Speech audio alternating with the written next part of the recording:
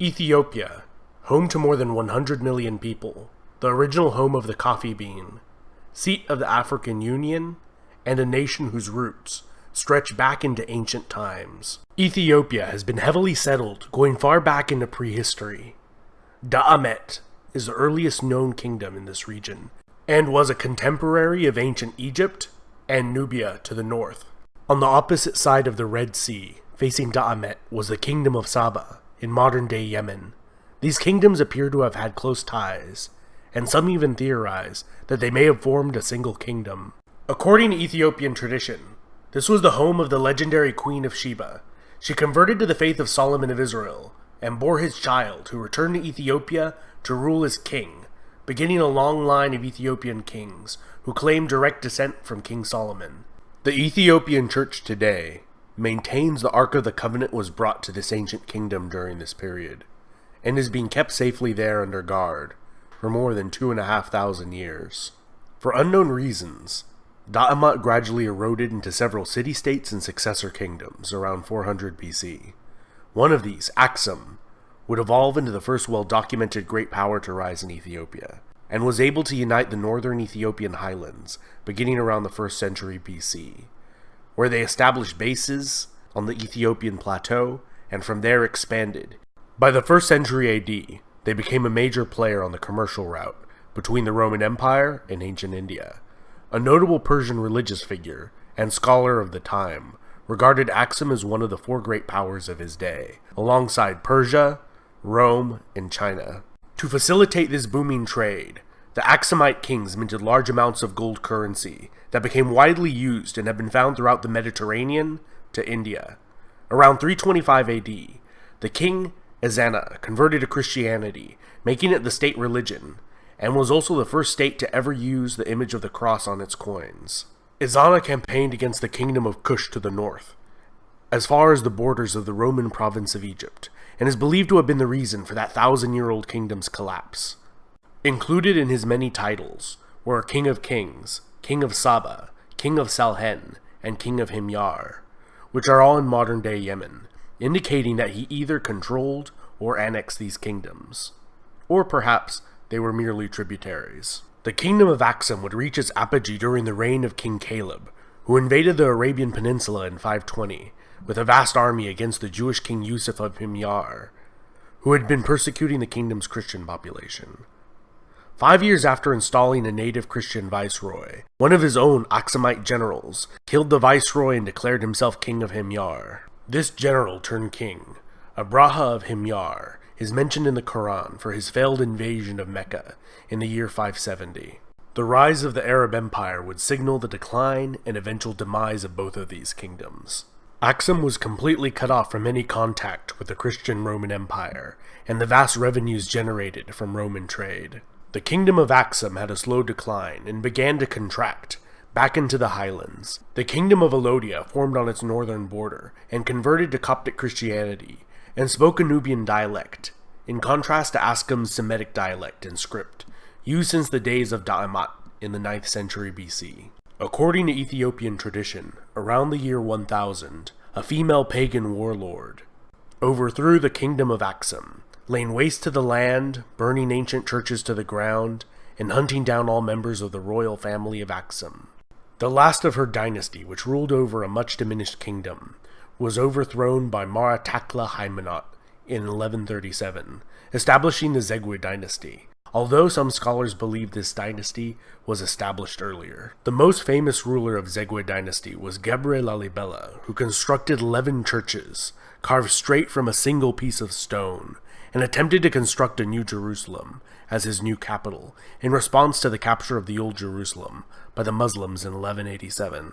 Despite the piousness of the Zegwe, they had one thing working against them in the eyes of many of their subjects. They did not claim direct descent from the biblical King Solomon, and around the year 1270 they were overthrown by a dynasty that did claim Solomonic descent.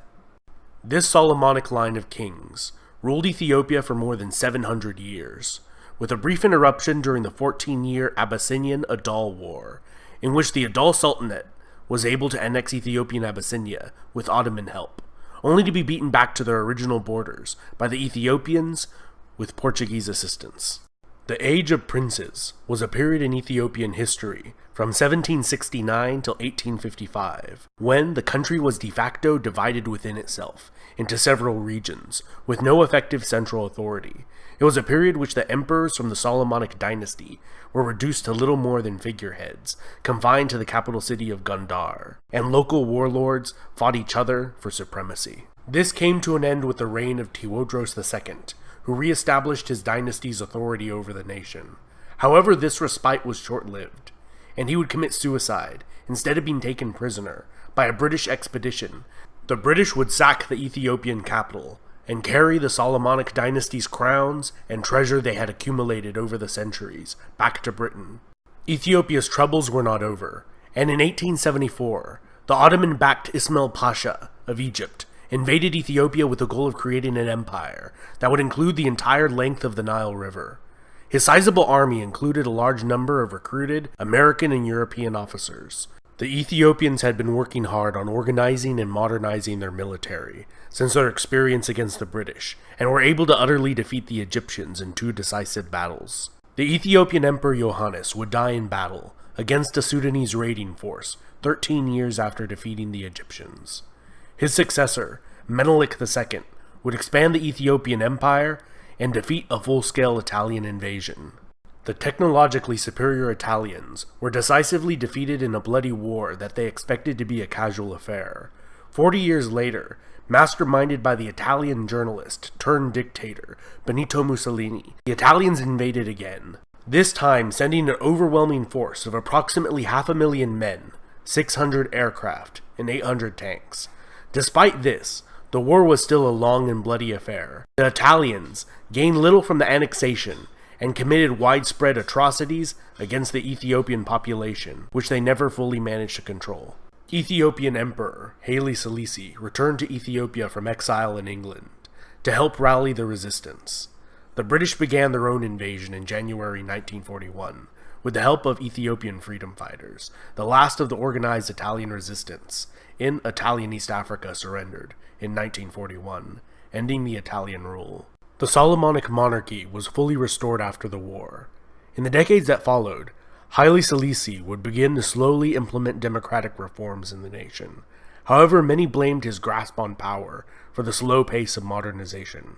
During the Cold War, Selassie received the backing from the United States, and when widespread drought and famine hit the nation in 1974, the aged monarch was overthrown by a socialist faction in the military.